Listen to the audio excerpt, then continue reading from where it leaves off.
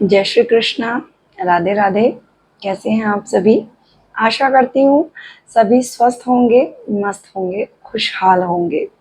मैं डॉक्टर शालिनी वशिष्ठ आपके सामने अक्षय तृतीया से जुड़ी कुछ रोचक बातें लेकर प्रस्तुत हुई हूँ। जैसा कि मैंने आपको प्रॉमिस भी किया था कि मैं कुछ अक्षय तृतीया से जुड़ी हुई रेमेडीज आपको देने वाली हूँ। तो देखिए, बात करते हैं अक्षय तृतीया की। तो अक्षय तृतीया जो है बहुत ही शुभ दिन है। इसको आखा तीज भी कहते हैं। जैन धर्म में भी इसका बड़ा विशेष महत्व है। अक्षय तृतीया के दिन किए गए कर्म, किसी किए गए दान, किए गए पुण्य अक्षय होते हैं, उनका कभी क्षय नहीं होता। तो बात करते हैं अक्षय तृतीया की। तो अक्षय तृतीया के दिन ही देवी गंगा जो है वो धरती पर अवतरित हुई थी। अक्षय तृतीया के दिन ही भगवान श्री कृष्ण को उनके मित्र सुदामा ने तंदूल भेंट किए थे, जिसके फलस्वरूप भगवान ने उन्हें धन संपदा का आशीर्वाद दिया था। अक्षय तृतीया के दिन ही अक्षय पात्र भी धर्मराज युधिष्ठिर को दिया गया था भगवान श्री कृष्ण द्वारा। तो अक्षय तृतीया कितनी महत्वपूर्ण है ये आपको पता चल गया। चलिए जानते हैं अक्षय तृतीया पर क्या करें। अक्षय तृतीया के दिन सुबह उठें और सबसे पहले अपनी दहलीज को कच्चे दूध और गंगा जल से सींचें। उसके बाद अपने दैनिक कार्यों से निवृत्त होकर पूजा पाठ करें। इस दिन किए गए हवन का, यज्ञ का बहुत महत्व है। सबसे पहले आप सूर्य नारायण को जल देना ना भूलें। तांबे के पात्र में सबसे पहले आप सूर्य नारायण को जल दें। बहुत ही शुभ होता है।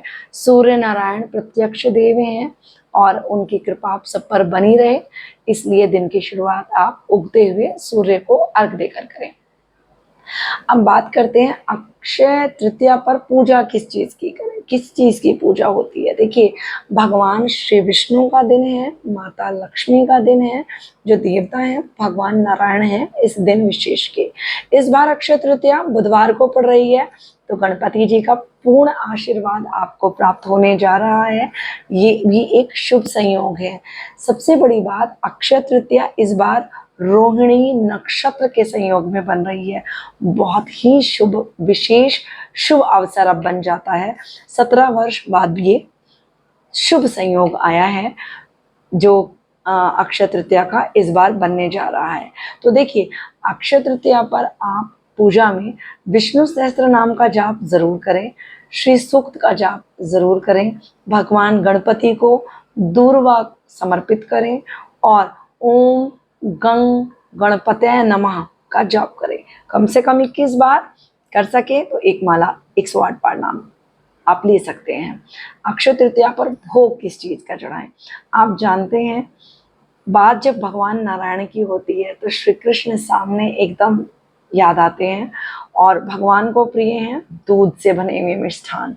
तो आप अक्षय तृतीया पर दूध से बनी हुई मिठाइयाँ, पेड़ा, बर्फी, दूध का भोग लगाएं, खीर का भोग लगाएं।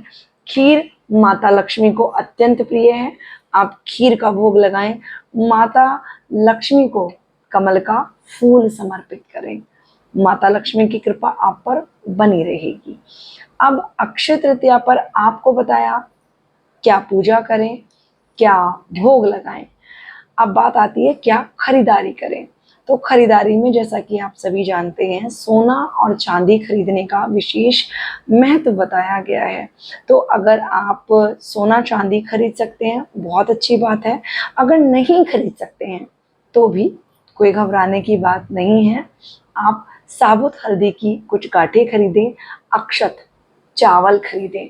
चावल जरूर खरीद कर लाएं अपने घर में।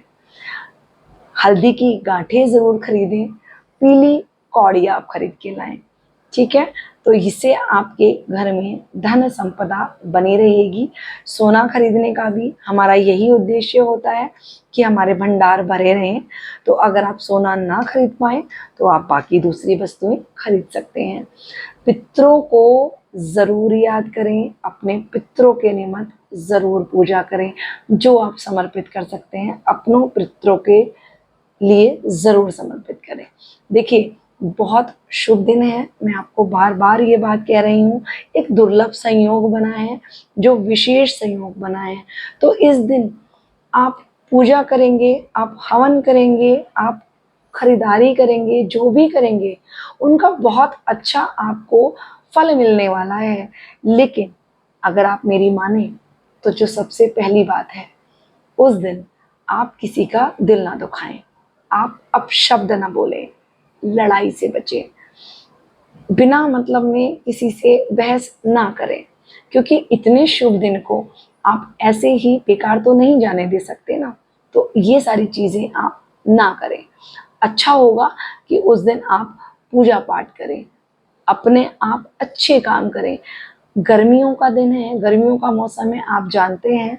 तो इससे जुड़ी हुई चीज़ें दान करें, जैसे कि जल, आप जल का दान कर सकते हैं, आप भोजन का दान कर सकते हैं, किसी को भोजन करा सकते हैं, आप फल का दान कर सकते हैं, जैसे खरबूजा है, तरबूज है, इन सब का बहुत फल मिलता है। देखिए, दान से बड़ा कोई और ऐसा कार्य नहीं है जिसका हमें फल मिले। डोनेशन सबसे बड़ी चीज़ है।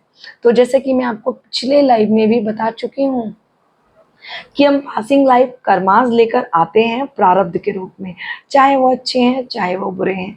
तो हमारे जितने भी संकट हैं, जितनी हमें हर्डल्स देखनी पड़ रही हैं, जितनी भी परेशानी हैं, भगवान को हाथ जोड़ के ये रोना ना रोइएगा कि भगवान हमें ये चीज़ दे दो, हमारी ये परेशानियां दूर कर दो। नहीं, ग्रैटिट्यूड, आपको सर झुका लेना है, ग्रैटिट्यूड देना है। ईश्वर जो दिया अच्छा दिया, मेरी औकात से ज़्यादा दिया। भगवान ने जो दिया है उसको शुक्रिया अदा करें।